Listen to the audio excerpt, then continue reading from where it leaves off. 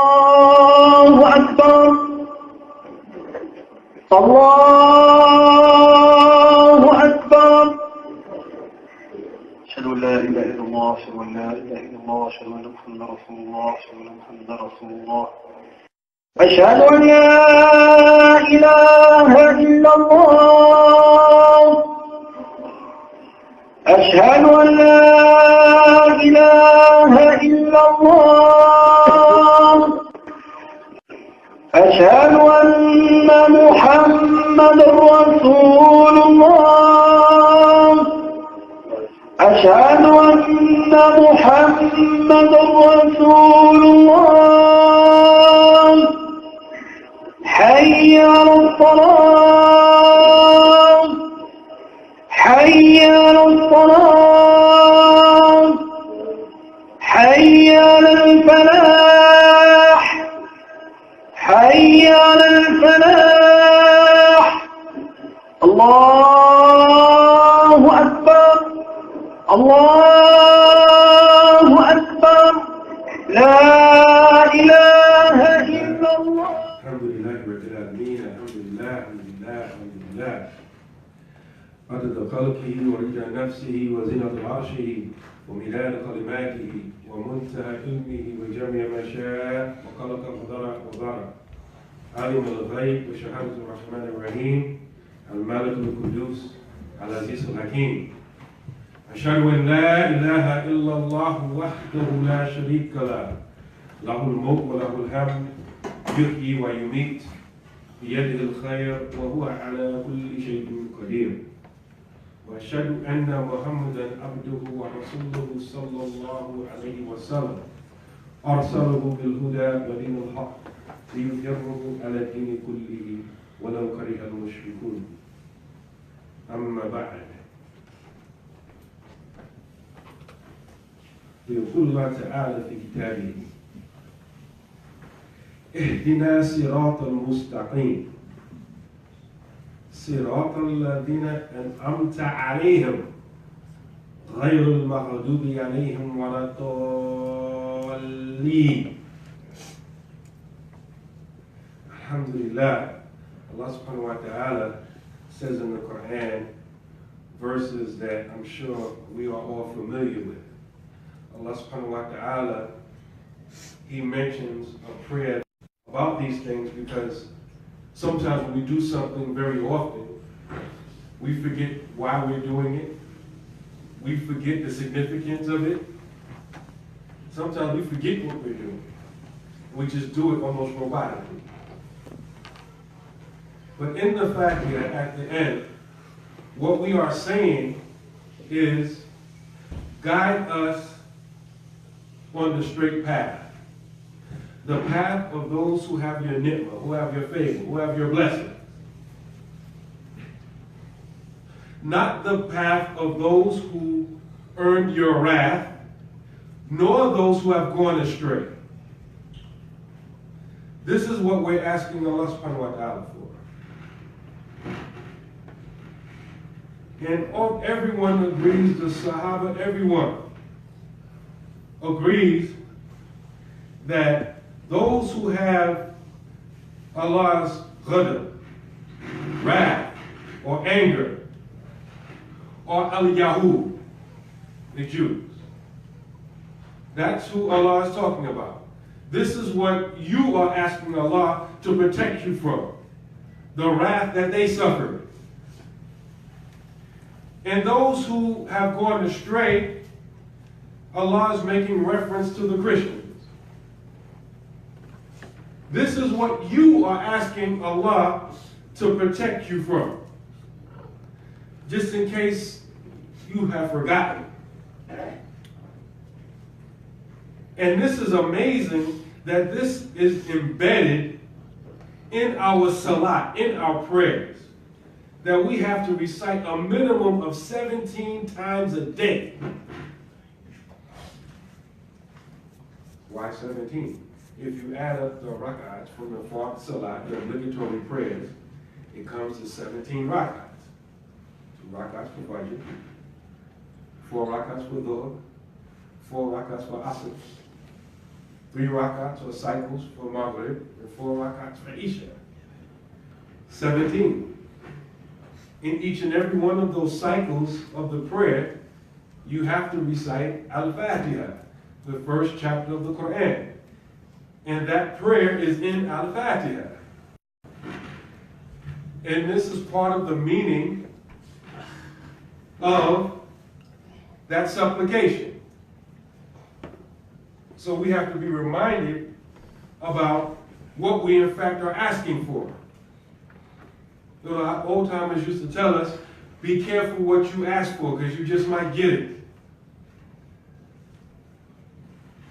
The Prophet ﷺ said, لَتَتَبُعُونَ سُنَنَ الَّذِينَ مِنْ قَبْلِكُمْ شِبْرًا بِشِبْرًا وَذِرَاعًا. The Prophet ﷺ said that you will follow the ways, the sunnah, plural of sunnah. You will follow the ways, the traditions, the actions of those who came before you, step by step, inch by inch, to such an extent that if one of them went into the hole of a lizard, you will follow them into it. And the Sahaba said, O Messenger of Allah, are you referring to the Jews and the Christians? And he said, who else? And who else do you think I'm talking about? The Prophet ﷺ is telling us that you are going to do what they do. And the amazing thing about it, I'm sure a lot of you, especially during this, divisive time that we're living in. I'm talking about divisive amongst the Muslims. I'm sure you heard this hadith that's mentioned in Tirmidhi, where the Prophet ﷺ was reported to have said that verily Bani Israel were divided into 72 sects. And my ummah will be divided into 73 sects. All of them in the fire. Illa wahid. Except for one. And the Sahaba asked, O Messenger of Allah, who's that one? And he said, those who are on what me and my companions are on. I'm pretty sure you heard this hadith because a lot of people like to promote their ideology and they use this hadith. You skip the first part of the hadith. The Prophet ﷺ said, لَيَتِيَنَّا, what afflicted or what came across, ala ummati, what will come across my ummah, kama ata ala bani Israel. It is exactly what came across or came through or what afflicted the children of Israel. Oh, the same things that afflict Bani Israel is going to afflict my ummah. Ummah to Muhammad sallallahu alayhi wa sallam, the Muslim community. He said to such an extent that they will resemble themselves, resemble one another, and he used the terminology, na'al bin na'al. Like one sandal or shoe resembles another one. If you look at a shoe or a sandal, right, you may say, well, they're not exactly the same. Because if you look at the big toe, it's for the right foot, the big toe is on the left side of the shoe, and for the left foot, the big toe is on the left side of the shoe. So they're not exactly the same. Yet, but if you take them two different shoes from your right foot and your left foot, and you put them together sole to sole, they'll line up evenly. So it's an amazing parable that the Prophet ﷺ gave. And then after that, he said, the resemblance will be so much and so indistinguishable from what happened to Bani Israel and what's going to happen with my ummah, that if one of them,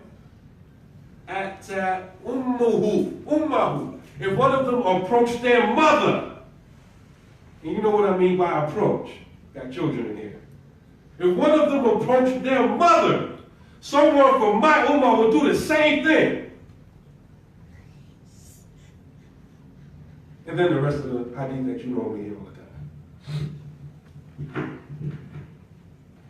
So Allah subhanahu wa ta'ala has informed us and taught us that we should pray a certain way, and in that prayer is included a prayer for guidance and a protection from misguidance, specific types of misguidance.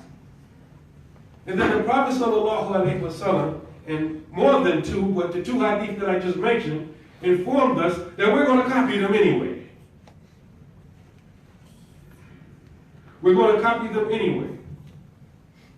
And it's so bad that nowadays it's almost like you're you're perceived as enlightened and informed and progressive if you follow them.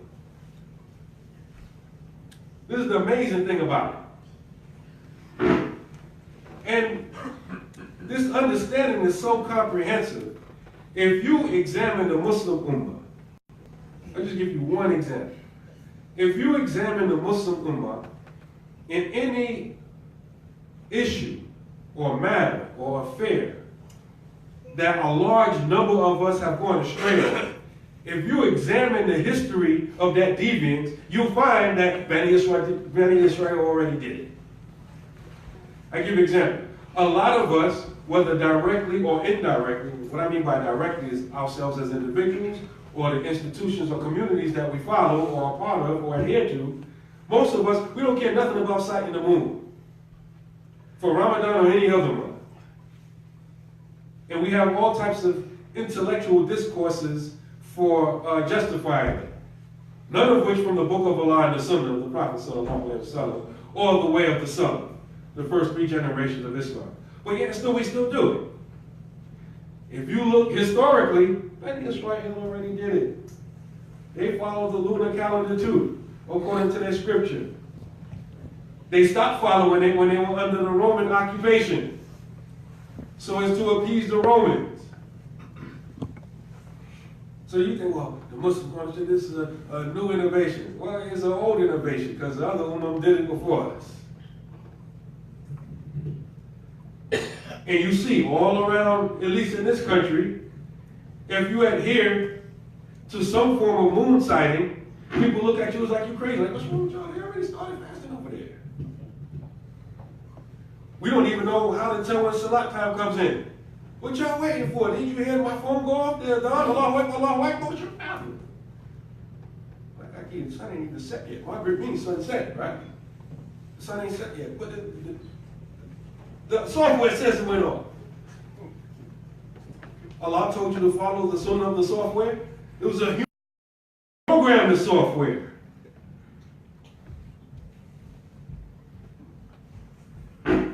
If we had an electrical meltdown and no electronic devices worked, would you know how to pray?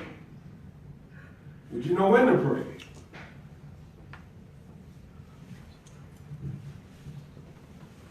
Alhamdulillah.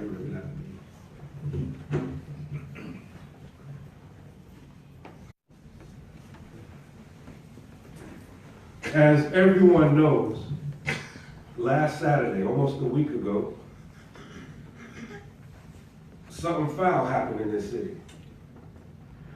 Someone went into a Jewish synagogue during their time of worship on the Sabbath. It happened on Saturday, so they went there on the Sabbath while they were worshiping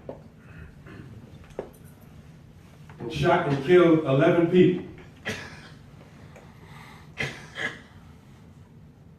Remember everything we just said in the first part of the khutbah.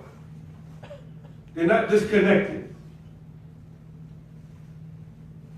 You heard about that guy in Kentucky who went into a Kroger supermarket and shot and killed two of our elders, 2 grandparents. A lot of people don't know if they just, passively listening or being informed, but it's not a secret that this guy tried to get into a black church and couldn't get in a black church. Then he went to the supermarket and shot those 2 black people.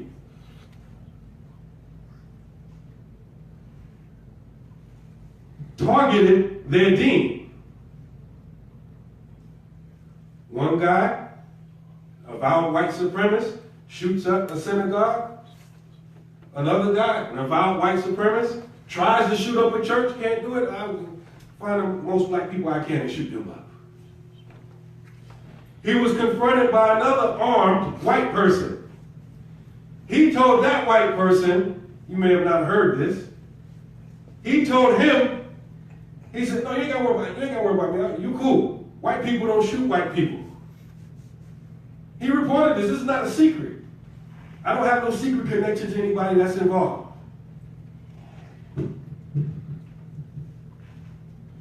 So on a side note, we should not feel comfortable, because a lot of us, we get like this false sense of arrogance, like, well, they know not to come up in here. You be saying that until they come up in here. Don't get comfortable. Don't underestimate your enemy. This is Shaitan pushing this thing.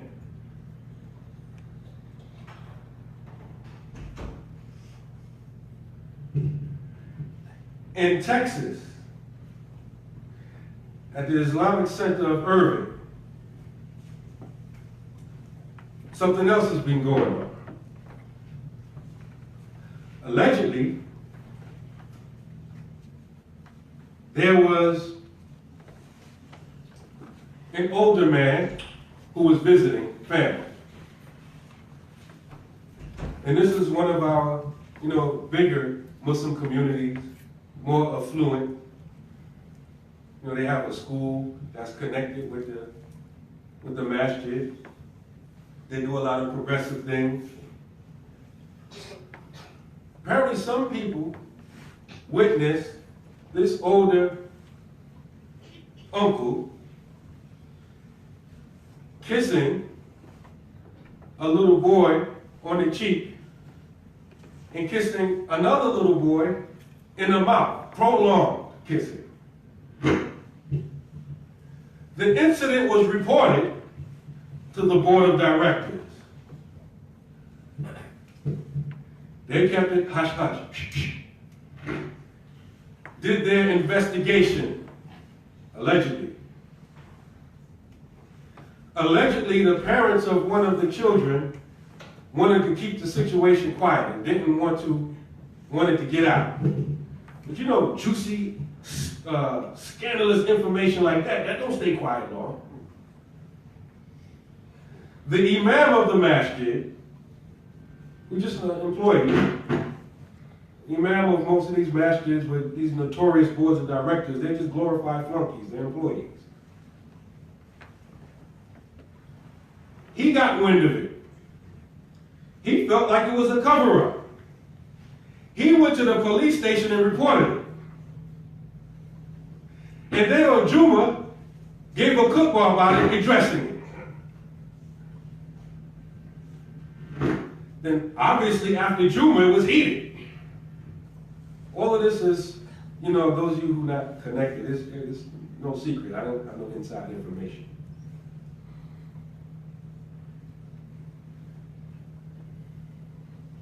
So afterwards, word got out that the imam got fired.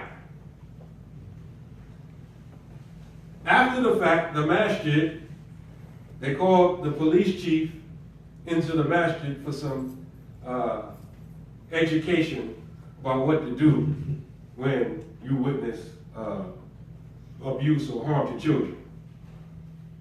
And they said the imam wasn't fired.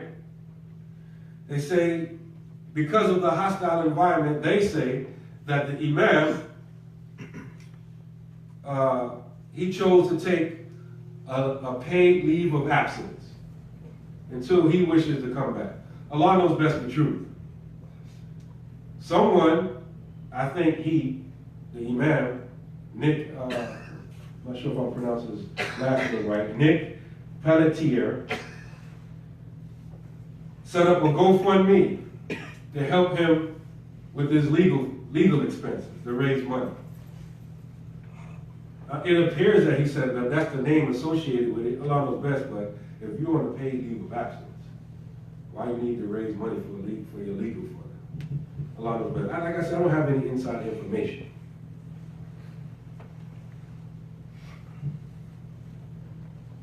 But the reason we mention this, because it goes back to, once again, what we spoke about in the first part of the khutbah. Bani Israel, this is in Surah Al-A'raf, where Allah mentions the story, beginning in verse 163. Allah mentions the case of the Sabbath breakers. You know, in the Jewish religion, their holy day is Saturday, beginning from Maghrib Friday and ending Maghrib Saturday, right? And so they basically worship, a lot of them depending on what branch or what sect they're from, a lot of them, they don't put the lights on in their house, you know, it varies depending on, you know, how much they adhere to their tradition. Allah mentions a situation of a group of Bani Israel who lived by the sea. And Allah tested them because obviously, especially in those days, if you live by the water, you know, a lot of your economy is going to be based upon fishing. So, on the Sabbath, Allah tested them by making a fish easy to catch. They ain't supposed to be working, fishing, on Saturday. But it's like almost like the fish is almost like, you know, doing a backstroke on top of the water. Hey, ain't nobody hungry? What's up? It's like real apparent. Like, you know, they couldn't resist that. They could not resist it. So what a group of young people from this community did was, they do like a lot of us do. They don't try to follow the tradition or adhere to the tradition. We try to find a way to intellectually work around the tradition. We want to disobey Allah and obey Allah at the same time. So what did they do? They put their nets and their hooks in the water on Friday. And they just went about their business on Saturday. And came back to get what was caught in the nets and the hooks on Sunday. See, there you have it. We're not fishing on the Sabbath.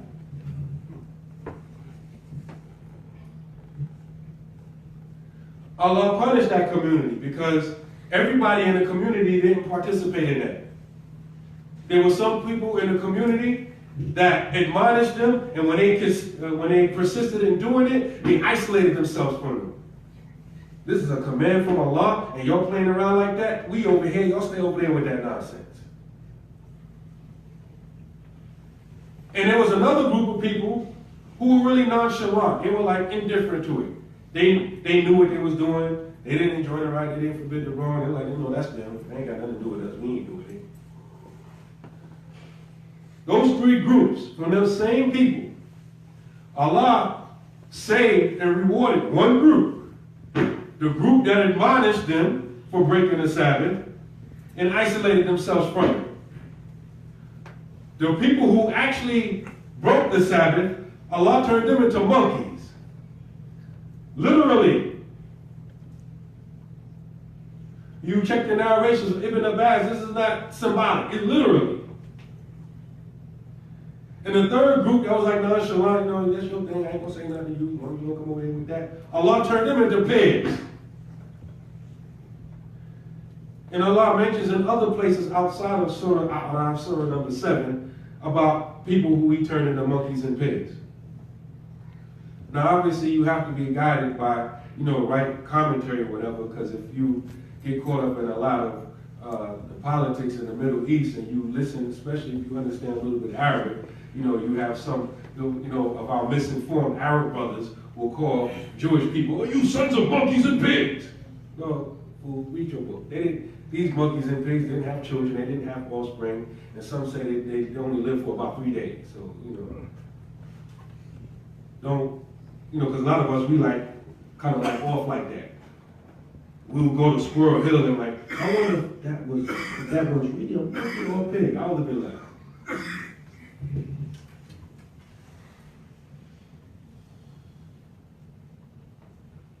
And so,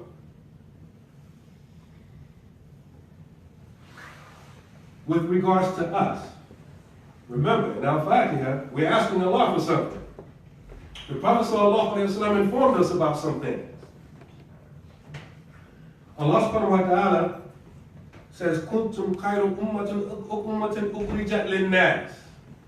You are the best ummah ever brought forth from mankind.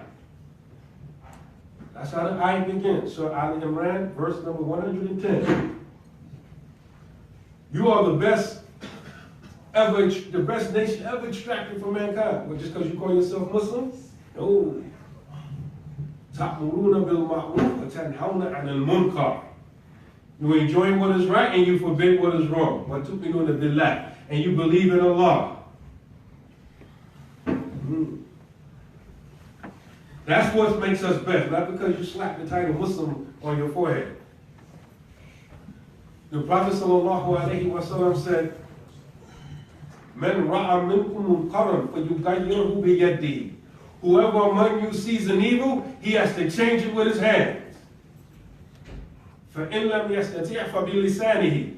And if he's not able to do it, then with his tongue. فَإِنْ لَمْ يَسْتَطِعْ فَبِقَلْبِهِ وَذَلِكَ أَضْعَفُ الْإِيمَانِ. And if he's not able to change it with his tongue, then he has to change it with his heart. In other words, his heart can't be cool with it, can't be comfortable with it. His heart always has to have a problem with it. Because when you see something that you know is foul, and you don't or can't do anything about it, or you don't or can't say anything about it, then you just keep seeing this thing over and over and over again, eventually you become cool with it. That's why, believe it or not, there's a lot of us that we don't really have any problem with, homosexuality. You just keep that thing over there. If the Sabbath was the issue of homosexuality, how many of us would be monkeys and pigs? This is why these things are mentioned in the Quran. And the Prophet ﷺ ended that statement by saying, ذَلَكَ أَضْعَفُ الْإِيمَانِ. That is the weakest of faith. That's the weakest of Iman. Witnessing this evil over and over and over again, and you're not doing anything about it, you're not saying anything about it, you're not protecting your heart against it, you're going to like it. I'm sure many of you have experienced hearing the song. You're like, that song is trash. When you listen to this corporate media, that song is going to come on 3 times in 1 hour. That's just one station. An hour, it might be even worse than that. It might be like 5 or 6 times an hour. You, the same one that said that song is trash, I can't stand it, you'll be like this in a minute when that song come on. Because that repetition, you keep sucking that thing in that you yourself have said you don't like, you automatically start liking it. And we have not to be the same way. The situation that happened in Texas with the Islamic Center down there in Irving is not something that's new. It is not something that's only in Texas. This has been going on for decades upon decades in this country.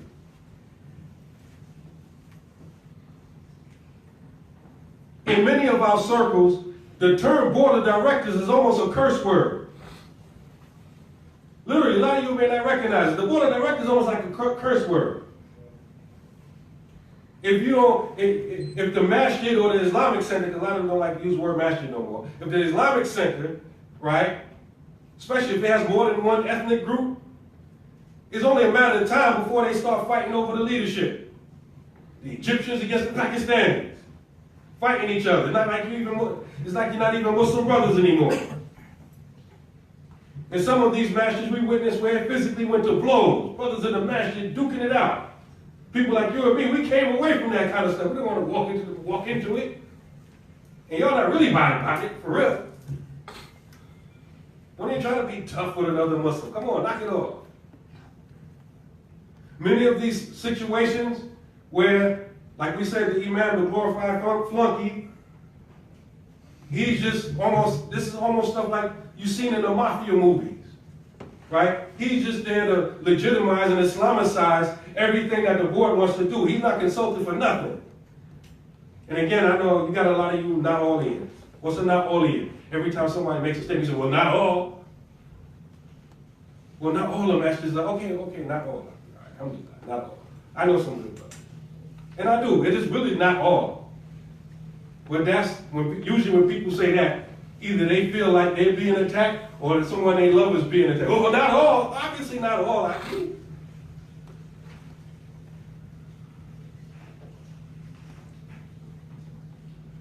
You find a situation where they have the imam. And first it's just like, okay, we need you to be the speaker at this program that we're doing, this interfaith program.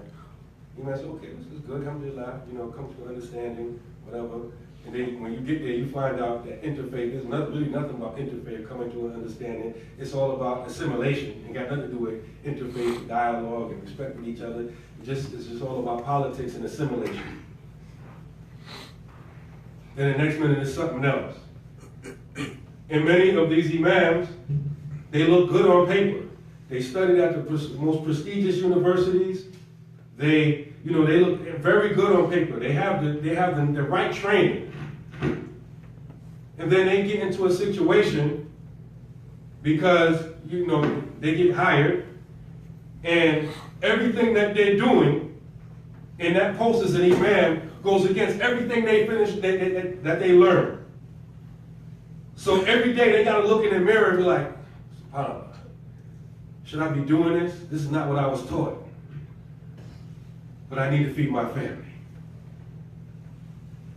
Then usually they take it and they take it and they take it to such a point where they can't take it anymore. And then they just lash out. That's that built up anger and frustration that they have because they know what they're teaching and what they're doing is against what they've been taught. They know Islamic decisions is being made without them. And he's just there to rubber stamp it. And so this is like the situation with Imam Nick. And when he was given that khutbah, he said more than once, I don't know about being Imam tomorrow, I might get fired. And this is the situation because you have people running these masjids that are not qualified to run the masjid. Many of them are professionals and very skilled in their trade. They're engineers, they're doctors and everything. And they want to run a masjid. Really, that makes no sense if you think about it. Why don't you take that same imam and make him run the trauma center at your hospital? He's qualified. He has his PhD in the Arabic language. He's studied fiqh. What's the problem? You would laugh at the idea. Well, we need to laugh at the idea of these notoriously corrupt board of directors running masjids. A lot of them, their motivation is political expediency. Has nothing to do with the love of Allah, love of His Messenger, none of that. The love of Islam. If it could make the community more money and undermine Islam, they would do it. Some of them might say, well, you know what, I know our masjid is open for 5 daily prayers and everything like that. But we're not taking in enough money. So how about we close the masjid on Saturdays? So we don't have to run up the water bill and the electricity bill and the gas bill. That would increase the bottom line. I've heard crazy suggestions like this. Because a lot of this messenger is the furthest thing from some of these people's mind. And again, I know, not all, I know. Even in this city, how many masjids have cycled through imams like underwear? I change my underwear every day. Some of them imams try to change their imam every year, every 6 months. Why? Because it's that tension between the one who's been trained Islamically and the ones who haven't run an Islamic institution. And in closing, our imams have to, it's not all their fault. It's your fault too. Because you know what you're walking into. You know what you're walking into. I mean, if you walk into a restaurant, right, and you wanted to order, it was a halal restaurant, and you see the cashier picking his nose right in front of you, hello, may I take your order? And then you order your food, and you find some other filth in your burger, that's your fault. You're the person right in front with the camera on, digging up his nose, and you see the cook come out the bathroom, didn't wash his hands, big old sign. Employees must wash their hands before they leave. They didn't wash their hands, whatever, and you still eat from there, and you get sick, and you want to, so it's your fault. Allah showed you the signs. Cashier digging up his nose in public. It ain't always the board of directors' fault. You know what you walking into, but you chose the comfort because it's real attractive. If you're Islamically inclined, you like to study, you like to teach, to get paid doing what you like, what you're going to do anyway. That's beautiful. So okay, yeah, man, we'll get you this 401k plan, health insurance, we'll get you all of this, and you can just teach the way you teach. We just give you these few parameters, and then you sign a contract, and then when you get, oh, by the way, we need you to do this. I know you might have a problem with it. That's not really all the way Islamic, but we here, we got to do this. Hey, he know the fiqh of Aqaliyat and sight of the moon and the horizons and everything, and then the Imam say, hey, Ramadan starts today. Hey, when did you sight the moon? You bored, right? You gotta know what you're walking into. And a lot of these people, a lot of my brother imams who are classically trained, they always complain and go on rants about how Islam is being practiced there. It's partly because you come back from studying and you too lazy to set up an institution to reflect what you have learned. Let a doctor or an engineer be the imam for the doctors and the engineers, so they can all feel comfortable with their situation.